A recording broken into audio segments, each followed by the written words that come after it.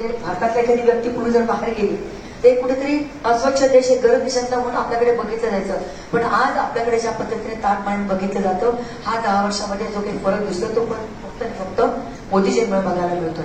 आज प्रत्येकाच्या डोक्यावर छत्र असेल, प्रत्येकाच्या दारापुढे शौचालय असेल. मी आज महिला बचत गटाच्या माध्यमातून फिरते.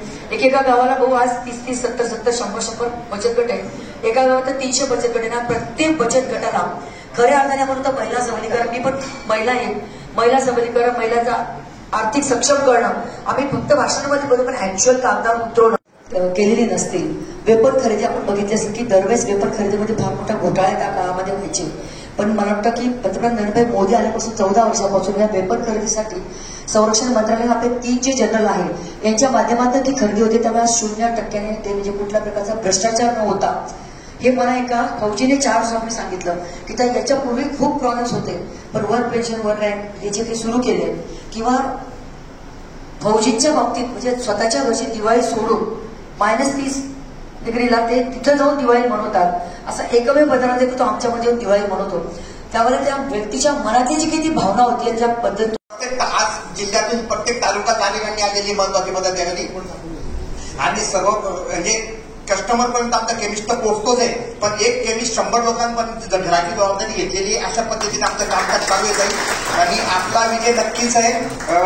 आणि लवकरच आपण सत्काराचा कार्यक्रम आयोजित करू असं तुम्हाला शुभेच्छा देतो. आणि आपल्या जिल्ह्याचे पालकमंत्री गिरीश भाऊ आणि ताईंचे हात बळकट करण्यासाठी आपला केमिस्ट कटिबद्ध आहे. तर 2014च्या इलेक्शन नंतर म्हणजे 10 वर्षानंतर आता ही जी निवडणूक होऊ वाटली आहे, ही निवडणूक अतिशय अनेक अर्थाने वेगळी आहे. आपल्याला माहिती आहे बीपीएल कार्ड, केसरी कार्ड आणि व्हाईट कार्ड. व्हाईट कार्ड पर्यंत जाण्याचा जो मार्ग मोदीजींनी निवडलेला आहे त्या मार्गावर आपण चाललेलो आहोत. अद्याप सद्यस्थितीमध्ये जरी आपल्या देशाची प्रचंड प्रगती होताना दिसली तरी ते मोदींच्या दृष्टिकोनातून पिवळं कार्डच आहे, दारिद्र्य रेषेखालील कार्ड. कारण मोदींचा संकल्प आहे 2047 पर्यंत या देशाला विकसित करायचं, विकसनशील आणि विकसित. म्हणजे विकासाकरता आपण लढतोय, झगडतोय, पळतोय आणि हे पळत असताना भरपूर काही अंतर आपण आता पार केलेलं आहे. आणि म्हणून 2047चा मोठा महाविजय जर 47 मध्ये आपल्या देशाचं भवितव्य जर तुम्हाला चांगलं करायचं असेल तर या निवडणुकीमध्ये आपल्याला चांगल्या मतांनी मोदी सरकारला निवडून आणायचं आहे. तुम्हाला सर्वांना माहिती असेल नॅस्ट्रोडॉमन्स हा एक भविष्यवक्ता होता, माहिती आहे सर्वांना. त्या नॅस्ट्रोडॉमनने विशेषणपूर्वी सांगितलं होतं की भारत हा जागतिक महासत्ता बनेल. 2014 नंतर आपल्या देशाचा जगामध्ये आत्मसन्मान,